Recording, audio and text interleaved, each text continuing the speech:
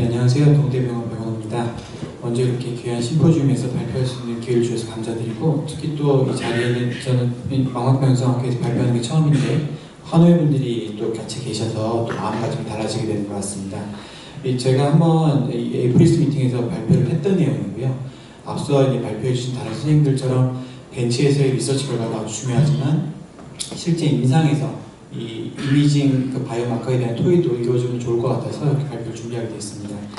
그 AMD에서 이제 그 안티비제프가 이제 치료 효과가 굉장히 있다는 것을 이제 밝혀준 초기 클리니컬 트라이얼들에서는 이제 먼슬리 픽스드 도징이 이걸 이용해서 이제 굉장히 좋은 결과를 보였지만 이후 이어진 리얼월드 데이터에서 PRN을 이용한 치료는 그 장기 예후 굉장히 나쁨이 보고되었습니다.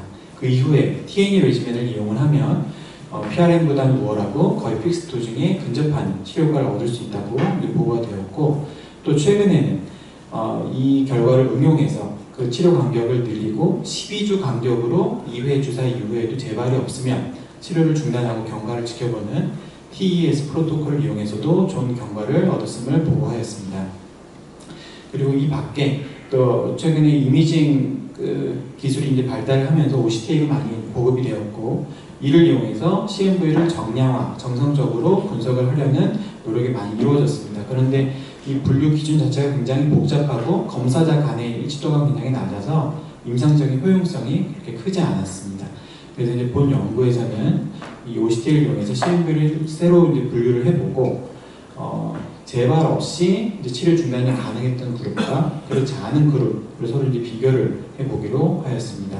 그래서 본 연구는 24개월 이상 경과 관찰이 가능했던 트리트먼트 나이브 네오베스컬 AMD 환자를 대상으로 하였고, TES 프로토콜을 이용해서 치료를 하였습니다. 그 결과 마지막 치료 후에 현재까지 6개월 이상 재발이 없이 경과 관찰이 가능했던 그룹을 스톱 그룹, 그렇지 않은 그룹을 넌스톱 그룹이라고 이제 분류를 하였고, 그 다음에 다음과 같은 파라미터들과 OCTA 파인딩 서로 비교를 하였습니다. 그래서 OCTA 패턴을 크게 두 가지로 분류를 했는데, 이 CMV 전체 마진의 50% 이상이 이런 그 아나스토모틱 루프로 연결이 되어 있는 경우를 클로즈 서킷이라고 하였고, 그렇지 않은 경우를 오픈 서킷이라고 했습니다. 이거랑 별개로 이제 페리페럴 루프가 있는 경우, 그 다음에 이 CMV 끝에 이 경계가 불분명한 그 네오베스쿨라이제이션이 관찰되는 경우를 캡슐 프린지라고 해서 따로 별도로 그 빈도를 조사하였습니다.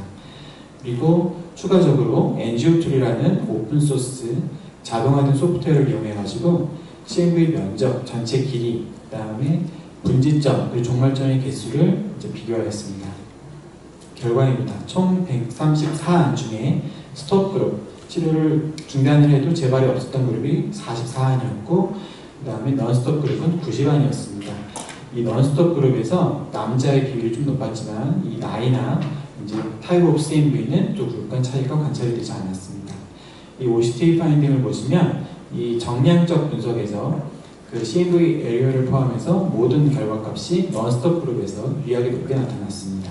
그리고 패턴을 보시면 이 스톱 그룹에서는 CMV가 디텍션이 되지 않는 비율이 38.6%로 꽤 높게 관찰이 되었지만 넌스톱 그룹에서는 그런 경우가 관찰이 되지 않았고, 그 다음에 스톱 그룹에서는 오픈 서킷이, 그 다음에 넌스톱 그룹에서는 클로즈 서킷의 비율이 높았습니다.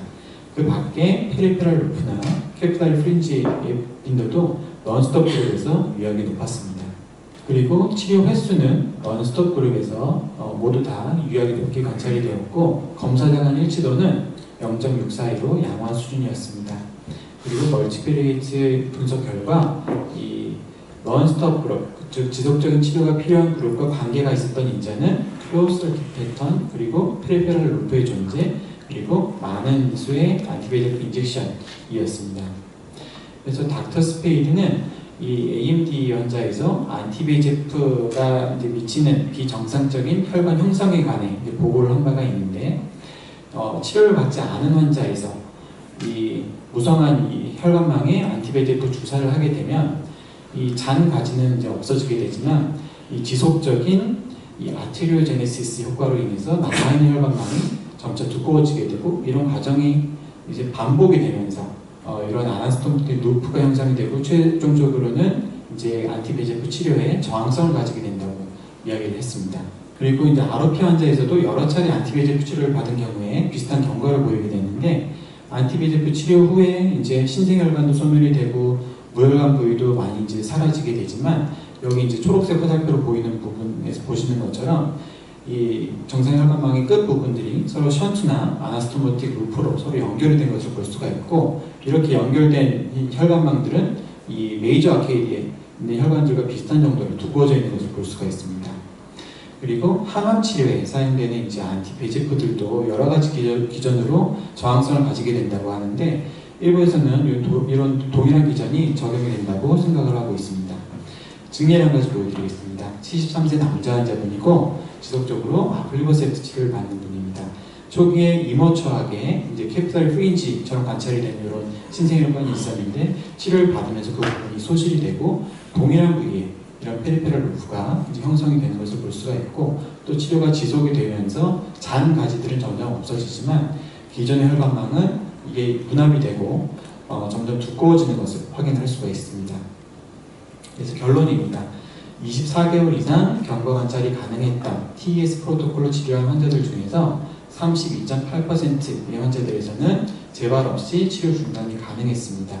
그리고 이 OCTA에서 CMV가 관찰이 되지 않는 경우는 치료 중단을 할 수가 있었고, 그리고 클로즈 서킷 패턴과 페리페럴 루프가 관찰이 되는 경우는 지속적인 치료를 요하는 경우가 많아서 이런 부분에 주의를 기울여야 되겠습니다.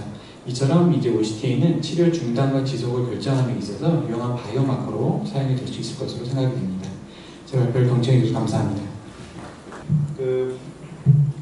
OCT NGO 소견이 주사에 따라서 이렇게 변화를 보신 건데, 주사는 어차피 서브레티나나 인트라레티나 플루이드에 따라서 주로 하시게 된 거죠?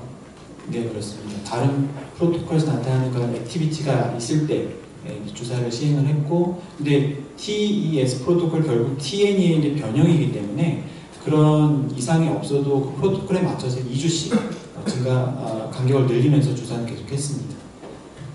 네, 감사합니다.